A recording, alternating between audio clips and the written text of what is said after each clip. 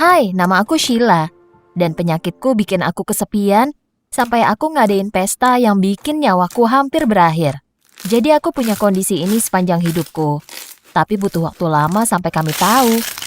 Waktu masih bayi, ibuku pikir aku anak yang baik.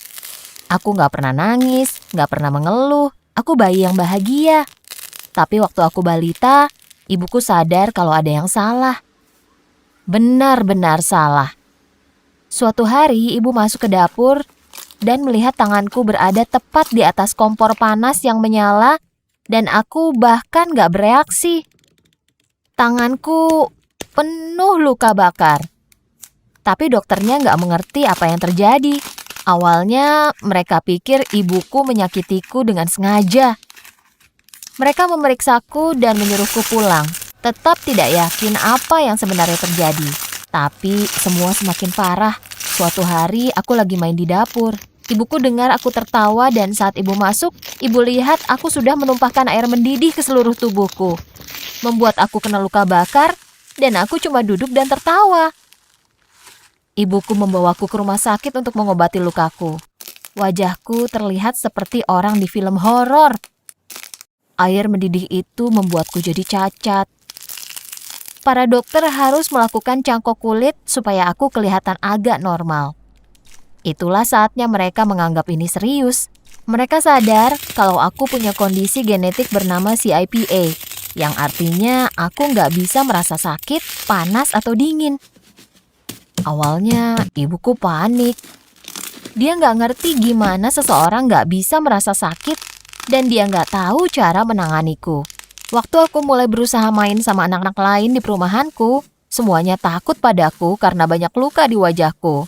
Cangkok kulit itu bikin aku bisa berlaku normal, tapi itu meninggalkan luka merah di sepanjang pipi dan hidungku. Anak-anak lain mencemooh dan ngatain aku, dan sejujurnya aku sedih. Tapi waktu aku umur 10, semua berubah total. Aku lihat anak-anak di perumahanku main di jalanan, mengendarai sepeda menuruni bukit. Mereka memasang tanjakan besar dan sepertinya semua takut untuk menaikinya. Waktu aku menaiki tanjakan dan mendarat, semuanya bersorak. Untuk pertama kalinya, aku merasa diterima. Aku merasa punya sekelompok orang yang menyukaiku. Dan waktu aku jelaskan kondisiku, mereka memperlakukanku seperti superhero. Setelah itu, semua orang di perumahanku mau main denganku. Mereka terus-terusan kena masalah, dan aku selalu jadi pahlawannya. Semua dalam hidupku terasa luar biasa selama beberapa minggu. Tapi keberuntunganku mulai habis. Tetanggaku Cyrus menantangku untuk manjat dan melintas di atas ranting pohon. Tapi aku kehilangan pijakanku dan jatuh. Waktu aku mendarat di tanah, semua temanku teriak. Kakiku tertekuk ke belakang, kayak patah jadi dua. Cyrus menyeretku ke rumahku di saat semua anak lain kabur. Ibuku membawaku ke rumah sakit dan dokternya bilang kalau tulangku patah. Dan aku harus pakai gips berbulan-bulan. Waktu aku pulang, aku berusaha jalan pincang keluar untuk ketemu teman-temanku. Tapi ibuku menghentikanku. Ibu melarangku untuk main sama mereka lagi. Aku melawan dan benar-benar marah. Apa ibu nggak lihat kalau aku punya teman sekarang? Kenapa ibu berusaha menghancurkan hidupku? Tapi ibu serius. Selama beberapa tahun ke depan, aku hampir nggak boleh keluar rumah. Aku di homeschool. Yang menyedihkan banget. Sesekali, Cyrus suka datang ke jendela dan kasih aku hadiah. Dan jujur aku senang karena itu. Waktu ibuku tahu dia suka mengunjungiku, ibu memasang tirai yang nggak bisa dibuka di jendelaku. Aku nggak ngerti kenapa ibu bersikuku untuk menjauhkanku dari orang lain. Lalu sekitar 6 tahun kemudian, waktu aku 16 tahun, ibuku harus pergi dinas. Saat ibu pergi, aku langsung lari keluar rumah dan mengundang orang-orang ke rumah untuk pesta. Pemberhentian pertamaku jelas adalah Cyrus dan dia nggak sabar mau datang. Aku senang banget, aku siapin minuman dan makanan. Tapi jumlah orang yang datang itu bikin aku kaget. Semua teman masa kecilku mengundang teman mereka sendiri. Dan beneran ada pesta besar yang terjadi di rumahku. Aku berusaha tenang, tapi sebenarnya aku gugup. Aku takut gak ada yang suka sama aku atau mau ngobrol sama aku. Tapi Cyrus ada di sisiku sepanjang malam. Kami mulai ngobrol dan aku merasa seperti cewek paling keren di ruangan. Cyrus dengan bangga cerita tentangku ke semuanya, bilang kalau aku nggak bisa merasa sakit. Dan tiba-tiba semua orang tertarik padaku. Orang-orang mulai meminta aku membuktikannya, dan aku merasa nggak nyaman. Tapi Cyrus merangkulku dan menyemangatiku selagi orang-orang di sekitar kami bernyanyi dan bersorak. Walaupun aku gugup, aku tahu apa yang harus aku lakukan. Tapi aku mau mengulur waktu. Aku janji kalau pestanya terus berjalan, aku bakal tunjukin ke semuanya. Malam itu terus berjalan dan aku beneran senang. Orang-orang pada minum dan mulai jadi agak gila. Dan aku ikut gabung, walaupun seharusnya enggak. Sesekali, seseorang bakal mencubitku atau menaruh es batu ke dalam bajuku untuk melihat reaksiku. Aku tertawa, tapi itu membuatku merasa seperti aksi sirkus dibandingkan seperti orang. Di akhir malam itu, orang-orang pada loncat dari balkoni ke salju di halaman. Hanya pakai celana dalam. Mereka mulai bersorak agar aku ikutan. Dan aku setuju. Jadi aku buka baju sampai tinggal pakai dalaman. Dan aku lompat ke salju.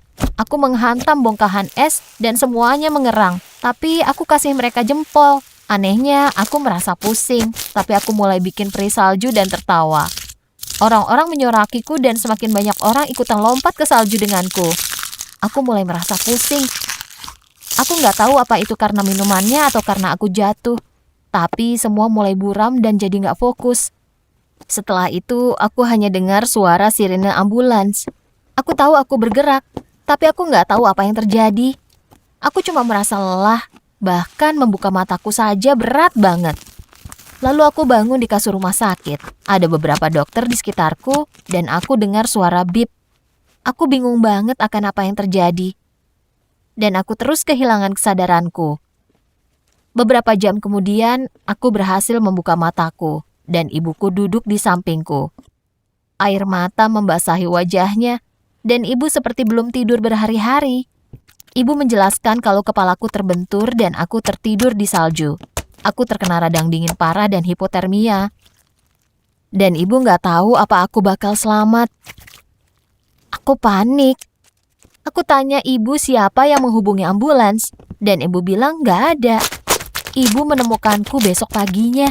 Aku nggak percaya semua orang meninggalkanku di sana. Aku nggak percaya Cyrus meninggalkanku di sana. Ibuku lihat kalau aku sedih. Ibu menjelaskan kalau ibu mengunciku di rumah karena setelah Cyrus menyelamatkanku, ibu dengar dia ngobrol sama anak-anak tetangga betapa lucunya melihat aku menyakiti diriku sendiri. Ibu tahu dia memanfaatkanku dan itu nggak pernah berhenti. Ibu melingkari tangannya di badanku selagi aku menangis. Aku pikir Cyrus suka pada aku. Aku pikir semua orang tertarik padaku, tapi ternyata enggak. Mereka cuma mau menekanku dan mereka cuma mau aku menghibur mereka. Ibuku menjelaskan kalau aku lebih dari sekedar kondisiku. Dan orang yang mau mengeksploitasi itu bukanlah teman-temanku yang sebenarnya. Teman sejati nggak akan menekanmu untuk melakukan hal berbahaya demi kesenangan atau kenyamanan mereka sendiri. Sejak pengalaman mengerikan itu, aku sudah bisa keluar dan punya teman beneran. Ibuku mengerti betapa pentingnya aku punya teman. Jadi aku bergabung beberapa tim olahraga. Aku merasa senang dan aman dengan kelompok baruku, dan aku bersyukur punya mereka. Mereka nggak pernah menekanku untuk melakukan apapun yang berbahaya, dan perlahan aku mulai menghargai diriku sendiri. Happy, happy.